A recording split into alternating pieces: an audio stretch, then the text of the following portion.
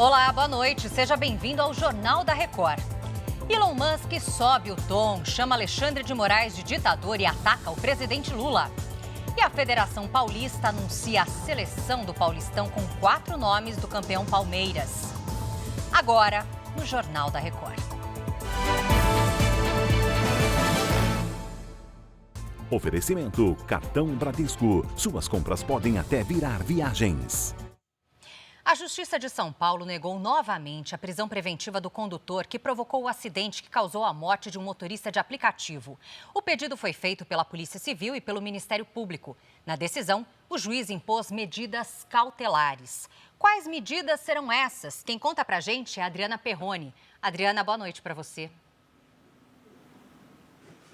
Oi, Lidiane, boa noite para você, boa noite a todos. Olha, o juiz determinou a apreensão do passaporte de Fernando Sastre Filho, além da suspensão da carteira de habilitação e do pagamento de R$500 mil em fiança no prazo de 48 horas. O rapaz de 24 anos dirigia em alta velocidade quando bateu o poste no carro do motorista de aplicativo Ornaldo da Silva Viana, que não resistiu. O amigo de Fernando, Marcos Vinícius Machado Rocha, de 22 anos, que estava no banco do carona no momento do acidente, sofreu ferimentos graves e está internado na UTI de um hospital. O juiz também proibiu que Fernando se aproxime, tanto de Marcos quanto da família dele e de testemunhas. Determinou ainda que o jovem entregue o celular dele no prazo de 24 horas para que o aparelho seja periciado, Lidiane. Tá certo, Adriana. Obrigada pelas informações. A polícia procura os criminosos armados com fuzis que explodiram 2 carros fortes em uma rodovia na altura de Cordeirópolis, no interior de São Paulo. Também nesta segunda-feira, mas em Piracicaba, assaltantes realizaram disparos de fuzil contra um carro forte, mas não conseguiram realizar o roubo.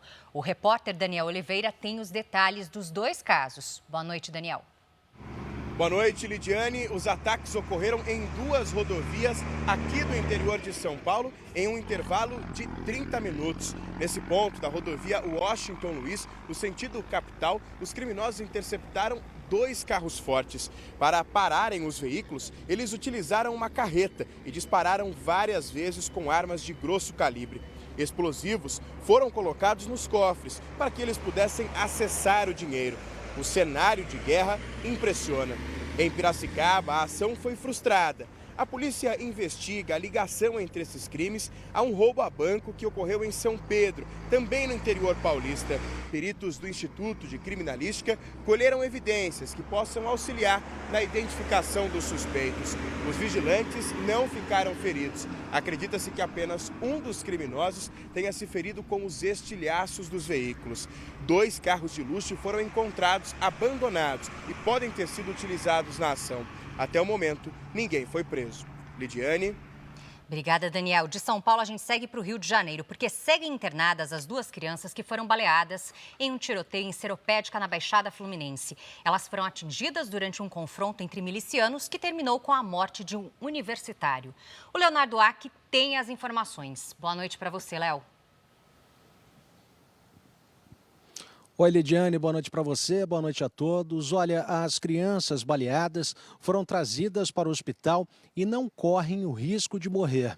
Agora, segundo o último boletim médico, o bebê de 1 ano, baleado no joelho esquerdo, está em observação com acompanhamento interdisciplinar, está lúcido e estável. Já uma menina de 4 anos, baleada na região cervical, está sendo avaliada por uma neurocirurgiã.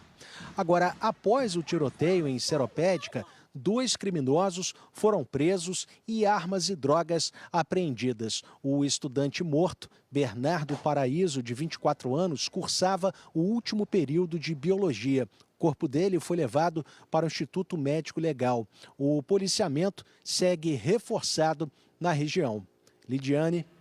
Obrigada, Léo, pelas informações. E a Polícia Federal vai investigar se Elon Musk, dono da rede social X, o antigo Twitter, cometeu crime nas declarações contra o ministro do Supremo Tribunal Federal, Alexandre de Moraes. O bilionário acusou Moraes de impor uma censura no Brasil. A repórter Ariane Bittencourt tem mais informações. Inclusive, agora à noite, Musk não recuou, subiu o tom e realizou novos ataques contra o presidente Lula. O que ele publicou, Ariane? Boa noite para você. Boa noite, Lidiane. Musk fez 2 novas publicações e nós vamos traduzir o que foi que ele escreveu. Como Alexandre de Moraes se tornou o ditador do Brasil. Ele tem Lula na coleira, disse Musk. Em outro post, o bilionário afirma que a lei se aplica a todos, inclusive para Alexandre, e que ele deveria ser julgado por seus crimes. A Polícia Federal vai investigar se as falas do empresário sul-africano podem ser enquadradas como apologia ao crime.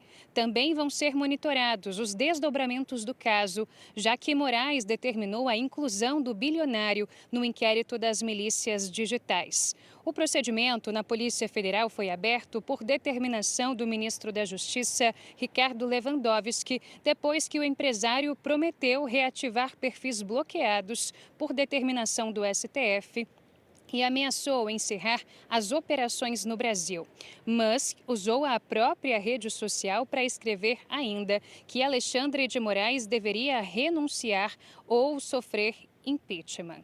Da promessa de desbloquear perfis barrados pela Suprema Corte Brasileira, o bilionário só desbloqueou até agora a conta do blogueiro Alan dos Santos, foragido da Justiça brasileira que vive nos Estados Unidos. O Palácio do Planalto ainda não se manifestou. Lidiane. Obrigada pelos detalhes, Ariane. A gente segue agora para Minas Gerais. Uma falha no motor teria causado a queda de uma aeronave da Polícia Federal no aeroporto da Pampulha, em Belo Horizonte. E a Virgínia Nalon tem os detalhes para a gente. Virgínia, boa noite. Boa noite, Lidiane. A informação está em um relatório preliminar do CENIPA, o Centro de Investigação e Prevenção de Acidentes Aeronáuticos, ligado à Força Aérea Brasileira. Segundo essa primeira análise, o avião teria tido uma falha ou mau funcionamento do motor. O acidente foi no dia 6 de março, o monomotor perdeu altitude e velocidade logo depois da decolagem. O piloto fez uma manobra para tentar retornar, mas logo depois a aeronave caiu. Nela estavam 3 pessoas. Morreram os policiais federais José Moraes Neto e Guilherme de Almeida Irber. O mecânico Walter Luiz Martins sobreviveu. As investigações seguem em andamento e só depois o CENIPA vai anunciar essas conclusões. Lidiane. Obrigada pelas informações, Virgínia. E agora a gente segue aí com informações mais leves. Afinal, temos agora há pouco a festa da premiação do Campeonato Paulista. O repórter Jean Brandão acompanhou tudo e traz mais detalhes para a gente. Boa noite, Jean. Boa noite, Lidiane. Um dia depois da finalíssima, jogadores, técnicos e dirigentes deixaram o uniforme de jogo de lado e vestiram roupas de gala para celebrar o sucesso do Campeonato Paulista de 2024. O Palmeiras foi o campeão e emplacou 3 jogadores na seleção do campeonato. Mas foi o Santos, vice-campeão, que dominou a escalação com 6 jogadores. O volante santista Diego Pituca foi eleito o craque da galera. E o grande destaque foi Hendrick, atacante do Palmeiras, de 17 anos, que levou o prêmio de craque do campeonato. Ele brilhou na final, sofreu um pênalti e recuperou a bola na origem do gol do título. Para completar, depois do tricampeonato paulista seguido, Abel Ferreira, pela primeira vez, foi eleito o melhor técnico. Abel continua no Palmeiras e Hendrick, na metade do ano, vai para o Real Madrid. Lidiane. Obrigada, Jean. Parabéns de novo aos palmeirenses. Este foi o Jornal da Record. Você fica agora com o programa Entre Linhas. Uma ótima noite para você.